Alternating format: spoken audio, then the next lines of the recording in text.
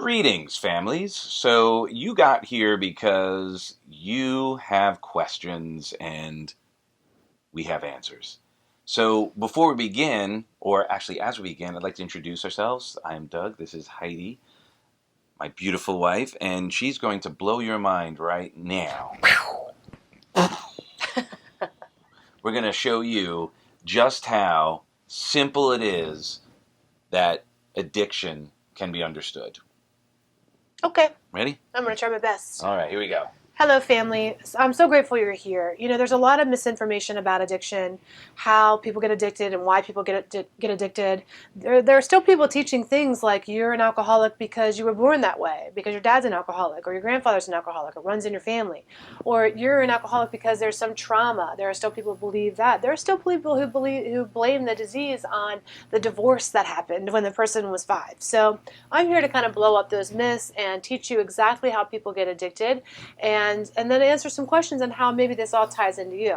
It's maddening, isn't it? You could really scratch your hair out wondering, man, I'm looking at my loved one. They're losing absolutely everything, yet they're still not able to make changes. Why is that? Okay, so let's go ahead and explain it now.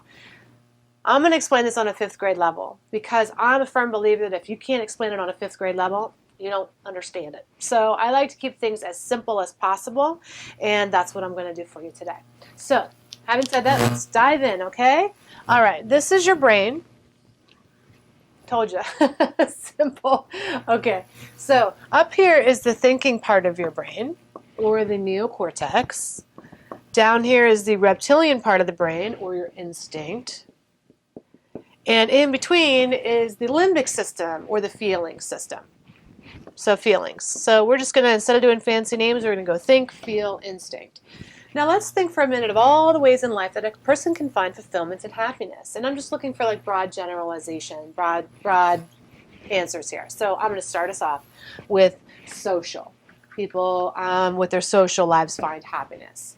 Maybe their physical health is another way that people find happiness. Maybe their spirituality is another way that people find fulfillment. Maybe their hobbies or their play. You know, their playtime. Maybe their mission or their purpose, right? Maybe their career is in here. Maybe their family, right? And maybe personal development or growth. So tons of ways that a person can find fulfillment and happiness. Now let's say this person happens to be seeking happiness or dopamine on any particular day. And the thinking part of the brain says, I know, why don't you go ahead and have a drink? We're going to use alcohol today. Is there anything wrong with that? Well, no. So the person has a drink, it travels down through them, and it feels pretty good. But when the drink wears off, the pain sensors outnumber the pleasure sensors in the body by 10 to 1. So now after you finish your drink, more pain's exposed than before you started. So now you're feeling kind of worse off than before you even started drinking. Now your brain says, hey, I need a little bit more happiness, sends a signal up to the thinking part of the brain. It goes, hey, I know where to get it. Have another drink. Is there anything wrong with that?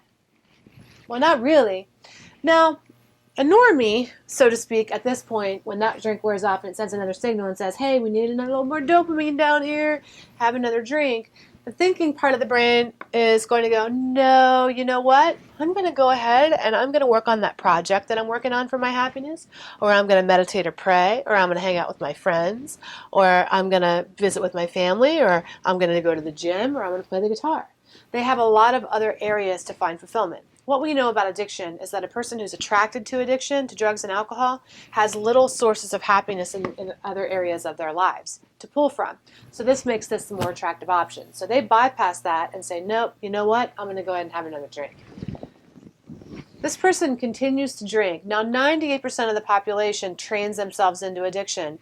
Every single human being on the planet has the addiction gene in them. What turns it on? Habit.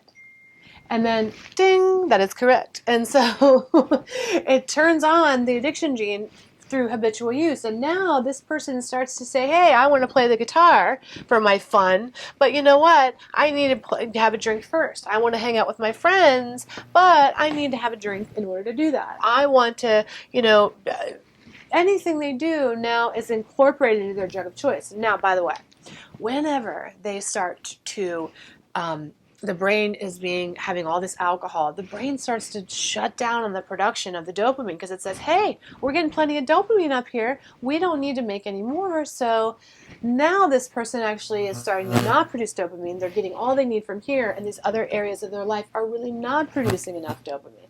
And so then spiritually, they're not, that part of their life starting to suffer. Maybe socially it's starting to suffer. But again, now they're not just so much drinking to have a great time, they're drinking to feel normal. And so now at this stage, eventually through habit, the brain breaks. And the part of the brain that breaks is the nucleus accumbens, or the reward pathway. And it's the part that does two things. It links up control and consequence, which means I'm ruining my life and I'll stop at one. That part of the brain is no longer functioning, and all bets are off. And P.S., it never heals itself, and that's why this is a disease. It's permanent, irreparable brain damage. And because of that, that's why this person can never go back out and kind of use socially or responsibly again. So, what is the treatment for that? What is the treatment for that? Yes, hubby, what is the treatment for that? Well, I want to talk about BBRC a little bit, what we do for our clients to help them. Yeah. So, what do you think the treatment is? Exactly. When you take the drugs off, now that means these areas need the work. So it's like going to the gym. When you go to the gym, you got to work all the different muscles, right? If you were to go to the gym and just do arms, what would happen? You have a Popeye arm. You just have one arm, one crazy jacked up arm, but then the rest of your arm, you're not. You ever seen those people who all they do is their upper body? You can tell. And they walk around and they're like lollipops, right? Because their little legs are just sitting there. So the goal is what we do with our clients in Bounce Beyond Recovery coaching is focus on all of the different areas. Take your mission and purpose and find your fulfillment. Your physical health, find your fulfillment. Your spirituality, find your fulfillment. Right. Now, I'm sure you've heard this, or maybe you've said this to one of your loved ones, or you've heard someone say this. Why can't you just give up one thing so that you'll have everything?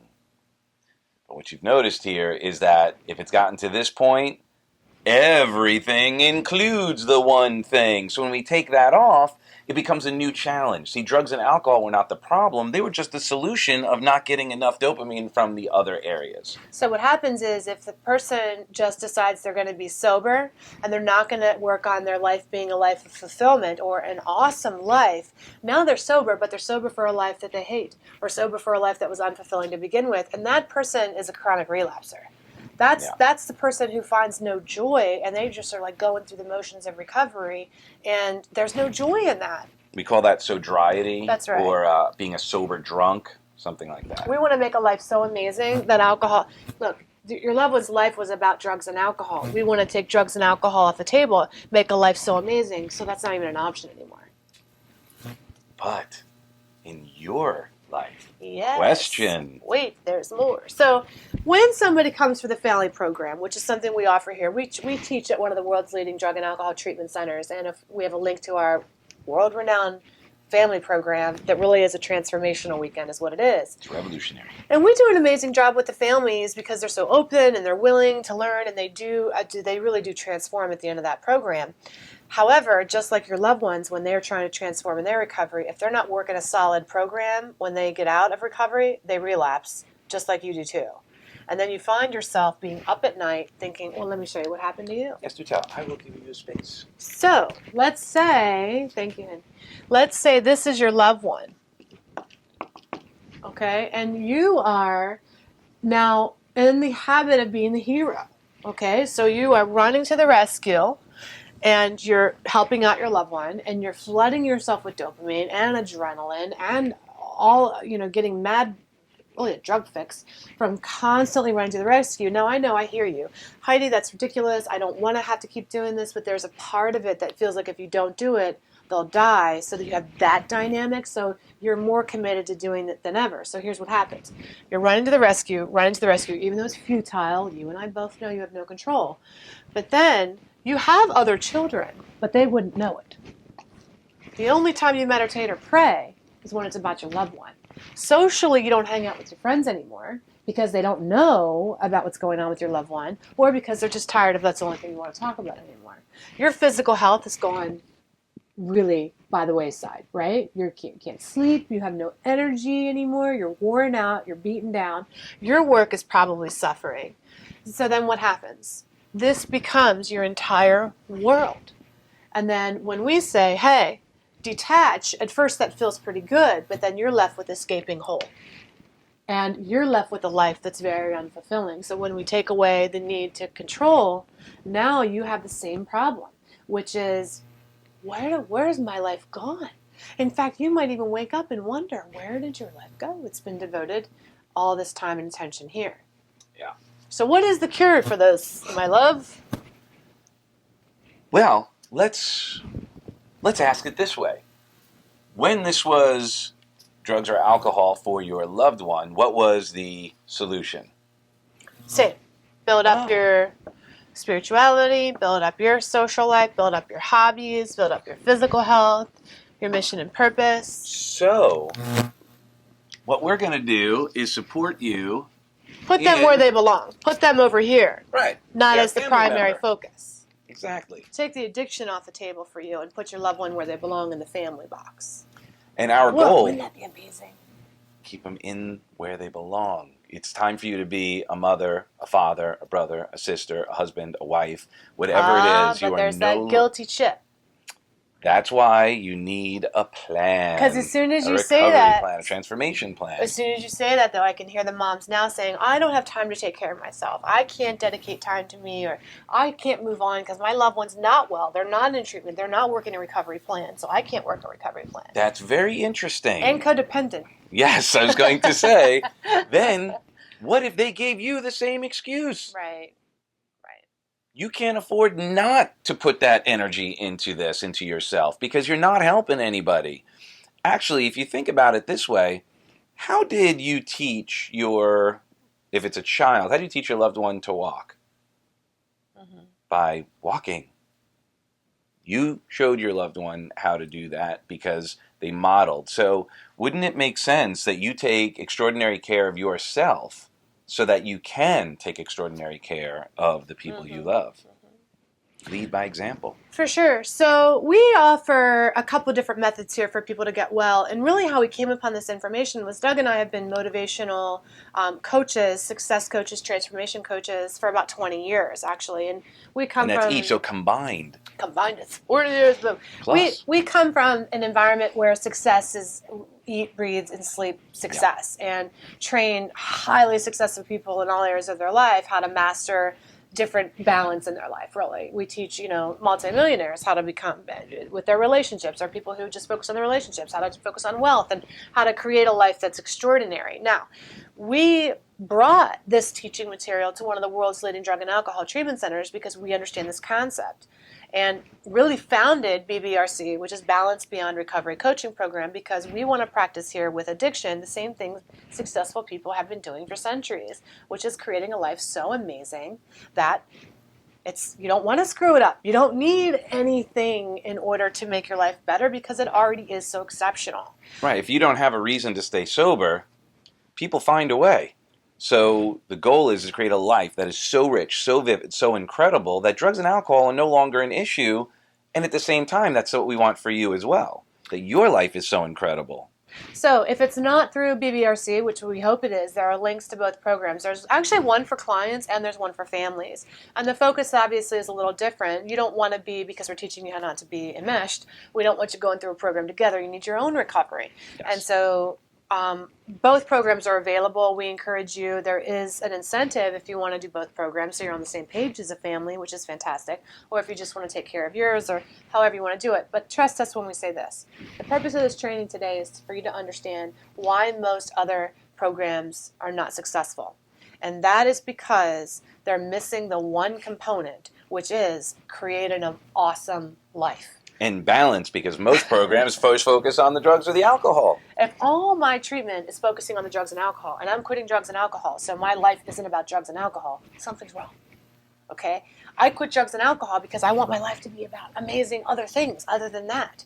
And so that's what we do here. I'm really passionate about it because I know we're bucking the system a little bit. There's some concepts that are new and different in this world. Believe me, like I said, successful people have known this for centuries, and that's why they're so successful. It's nothing new out there. It's new that we're bringing it in here. But it's about time. It's about time. The stigma here is, what? We need to do things a little differently because you don't deserve to know this way of doing things, or you can't think too highly of yourself or whatever. And that's really ineffective. The revolution here is kind of put it on its head and not make it about the drugs or the alcohol, but to make it about transformation as life. a whole. Yeah, and that goes for both families and their loved ones. So again, we hope you join us for BBRC, but if not, now you know the secret. The secret to life is a life of balance. It's not new, but how you go about creating it and bypass the addiction is how you can live a life that's awesome, even though you're wrestling with this. Even though you have this still going on, you create a life so extraordinary, that's going to fall off the radar as an option. How beautiful is that? Extraordinarily beautiful. So check us out. Click on the link below if you're interested in that. Join the revolution. We'd love to see you on the other side. See you soon. Take great care. Bye. Bye-bye.